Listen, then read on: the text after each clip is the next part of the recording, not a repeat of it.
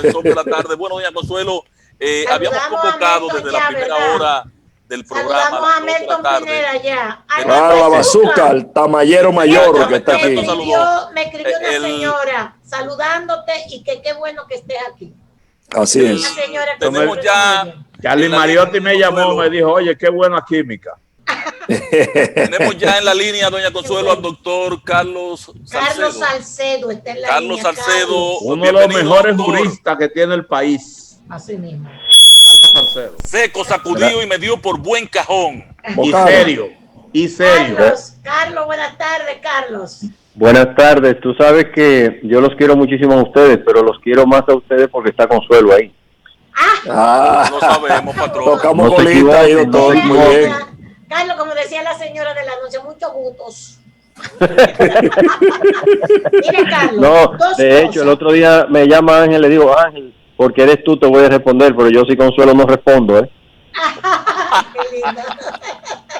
Programa de madre, sí, estamos pendientes, por supuesto, de lo que está sucediendo con la cuestión del juicio. Vimos que el señor Rodolfo Espiñeira es el que sustituye a la procuradora. Así es, ya habíamos anunciado que conforme a lo que dispone la norma, exactamente la ley orgánica del Ministerio Público establece claramente que el sustituto, el primer sustituto, es, como su nombre lo indica, el que sustituye en ausencia, en caso de cualquier situación de las que ocurren en la naturaleza humana, pues sustituye automáticamente el primer sustituto. Y ese era Rodolfo Espiñeira, que no es que lo designaron, estaba ya previamente designado, pero doctor, pero de todas maneras lo hicieron a valer en un auto del Consejo.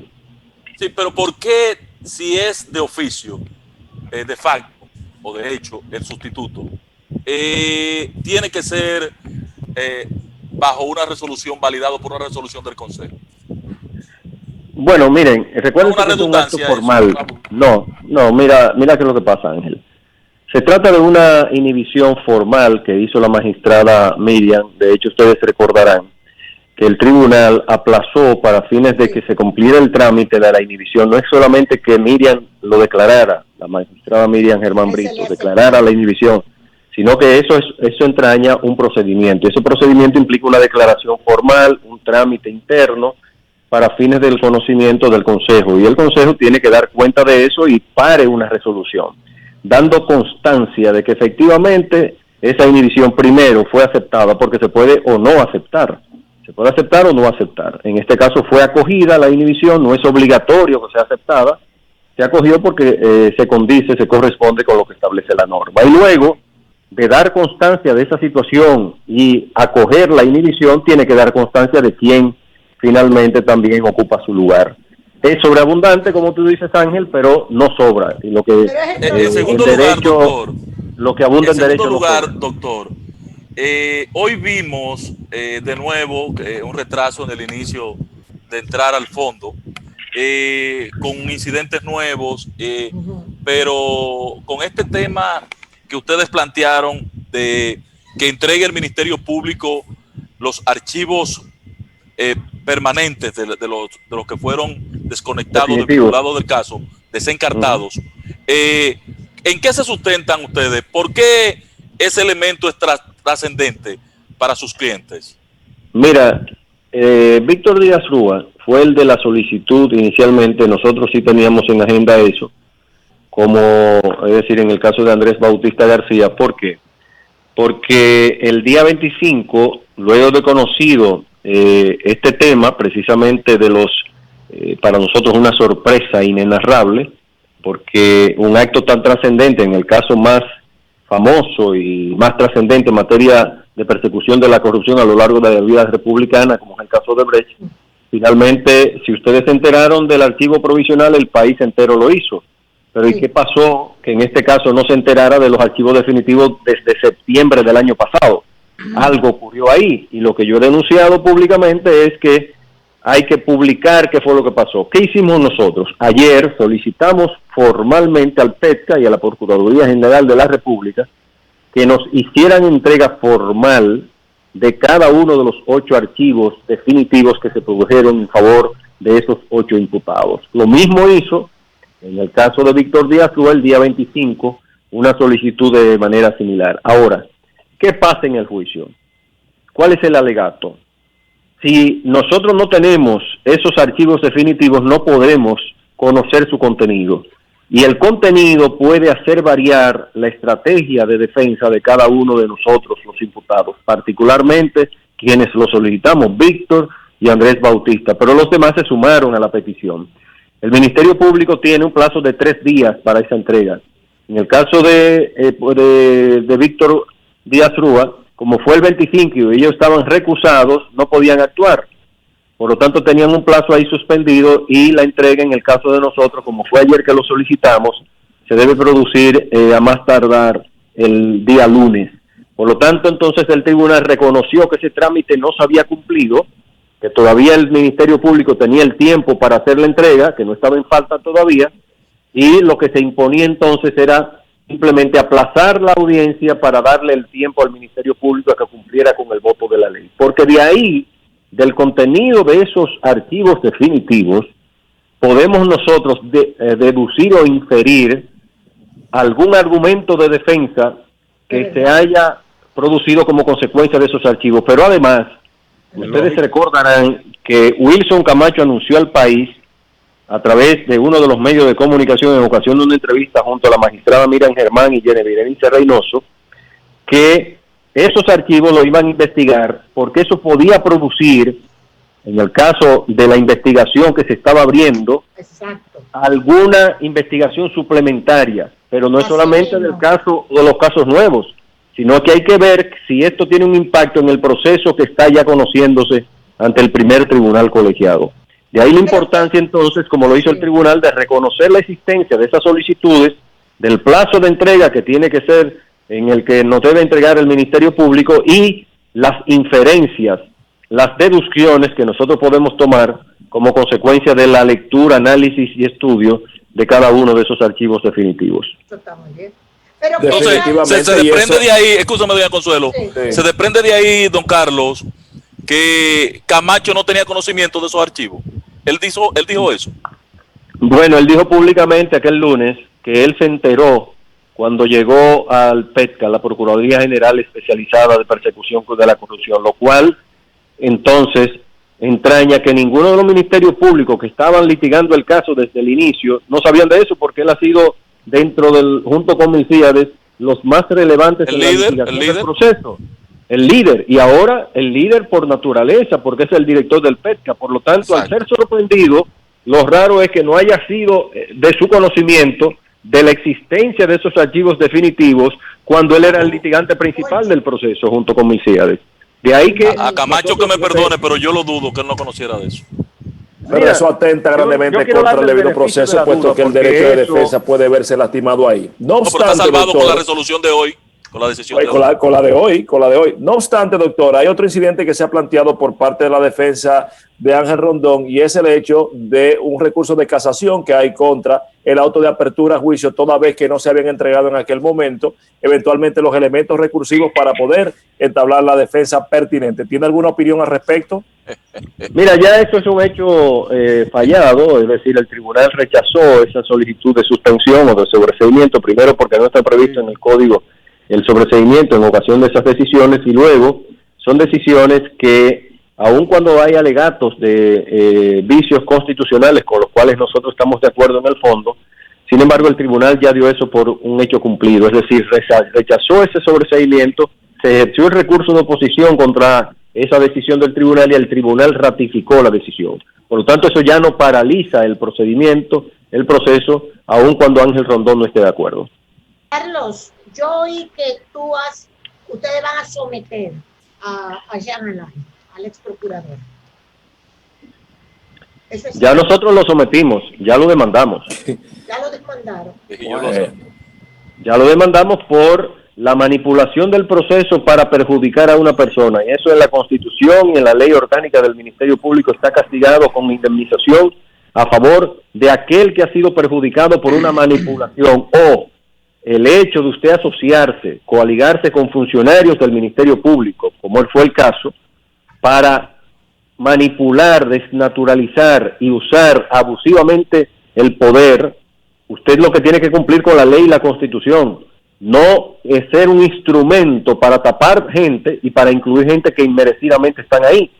Y si usted utiliza la ley de manera espuria para favorecer intereses determinados, perjudicando a una persona, como en el caso particular de Andrés Bautista García, usted tiene, en este caso, la responsabilidad, y la responsabilidad es la carga de consecuencias que entraña el no haber actuado conforme a la norma en la República Dominicana. Y por eso lo hemos demandado por 500 millones de pesos de indemnización.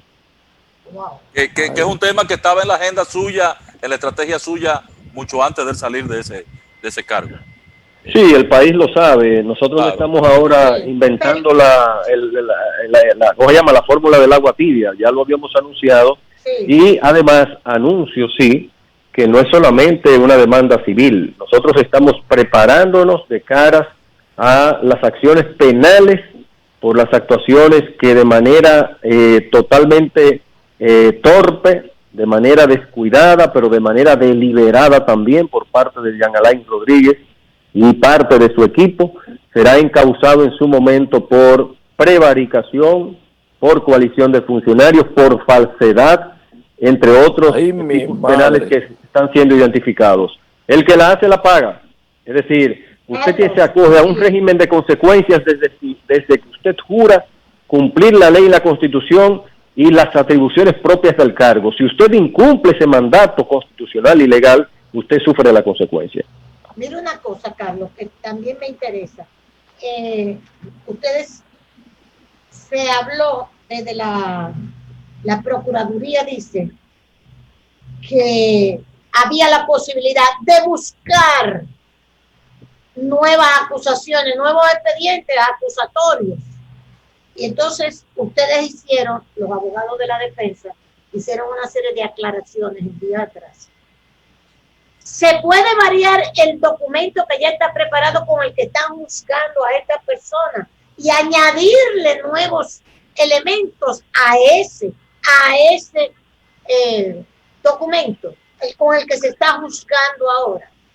Mira, la acusación no es una piedra que no se pueda mover.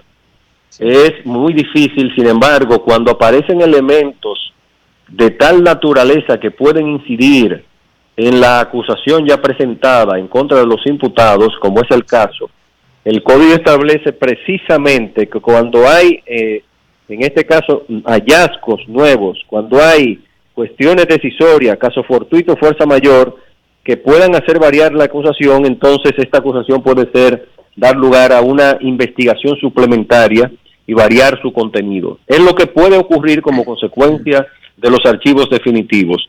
Ocurre también cuando en el curso del proceso hay un testigo que declara sobre algo desconocido por todas las partes y eso puede influir en la decisión final por ser esencial para el proceso.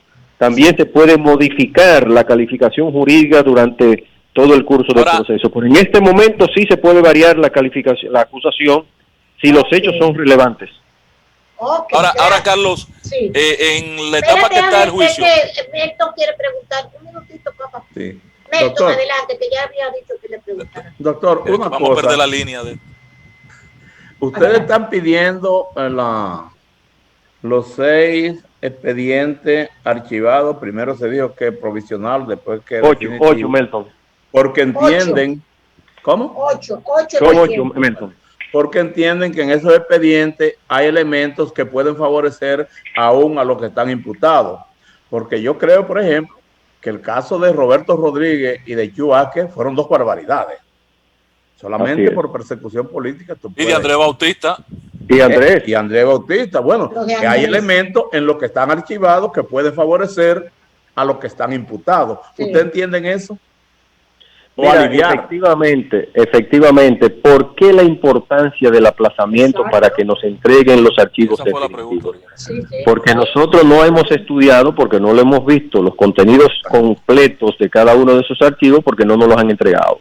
Porque de ellos podemos nosotros deducir, ver elementos que pueden ser extensivos también a los imputados, que en este caso ya están acusados, al igual que los que fueron archivados. Sería desigual, sería incluso una desigualdad de armas y una desigualdad en el proceso el que no nos den la oportunidad, como efectivamente en este caso lo dio la presidencia y el tribunal colegiado, el primer tribunal pero colegiado. ¿ustedes creen que en esos documentos ustedes van a encontrar elementos? Porque tú lo dijiste, Carlos. Eso es lo que están buscando. Aquí, sí, claro. yo tengo aquí unas declaraciones tuyas que dicen, la tengo aquí, para que tú sepas que la tengo copiada. Tú dijiste abrir una investigación sobre, ya que según dijo Carlos, las investigaciones fueron absolutamente limitadas para proteger políticos y personajes ligados a la construcción de varias obras de Odebrecht. ¿Tú lo sostienes eso? Que fue mira, ese proceso... Hay esa intención. Ese proceso, tú lo sabes, lo sabe el país, fue cercenado de manera antojadiza, medallanaria, arbitraria, abusiva y contrario al principio de objetividad y de responsabilidad del Ministerio Público. Por lo tanto, si todo el país sabe que incluso el Ministerio Público incluyó Punta Catalina en la solicitud de medida de coerción desde el inicio, en 2 momentos de esa solicitud, y luego el país sabe también que hubo casi 40 millones de dólares en soborno en ocasión de esa obra también realizada por Odebrecht, entre otros elementos. ¿Cuáles eran las personas que dirigían el Senado? ¿Quién estaba de ministro de Economía, Planificación y Desarrollo? ¿Quién era el gobernante de turno? ¿Quiénes eran los funcionarios que suscribieron ese contrato en ese momento?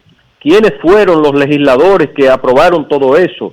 Es decir, ¿y esos legisladores y esos funcionarios públicos fueron investigados? No, fueron excluidos de manera dolosa, de manera perniciosa para ese proceso, y por lo tanto, ahora ya hay la oportunidad, con el análisis de estos nuevos elementos y la investigación amplia que pueda hacer el Ministerio Público, hay la oportunidad entonces de hacer una investigación suplementaria que dé cuenta de aquellos que fueron excluidos maliciosamente, pero además podrá darse cuenta también de la exclusión obligatoria de Andrés Bautista García, probablemente de otros también, que no haya ninguna evidencia por haberse sesgado esa investigación. Esta revelación que implica una alteración posiblemente sustancial en el objeto de la causa, como establece la norma, hace indispensable una investigación suplementaria, y ahora es la oportunidad para hacerlo. Fíjate tú que yo incluso, Ángel, te lo dije a ti en una ocasión pasada. Claro. Es muy difícil cambiar la situación.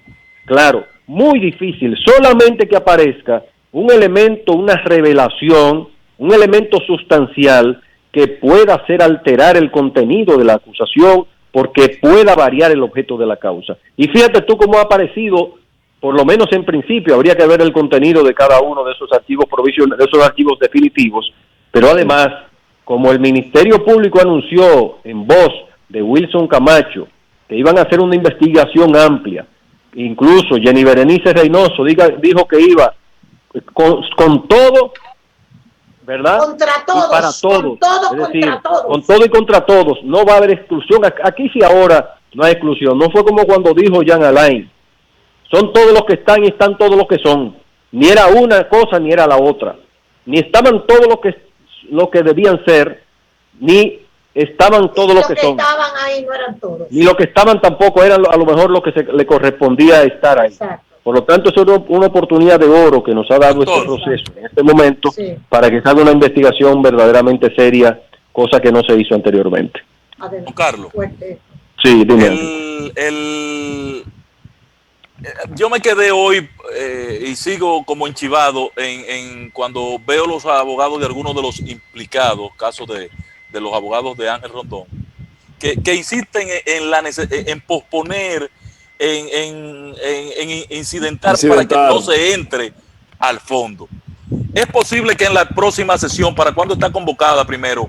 Y si en esa sesión se puede comenzar a leer la acusación. Mira, ¿a leer qué, Ángel? La acusación. Okay. Mira, Ángel, primero la audiencia se fijó para el día lunes 5 de octubre a las 9 horas de la mañana. Quiere decir que eso es el lunes que viene. Primera cosa. Lo segundo, Ángel, es que hay que quitarse de la cabeza que los incidentes son una torpeza y además son un mecanismo utilizado para alargar cualquier proceso.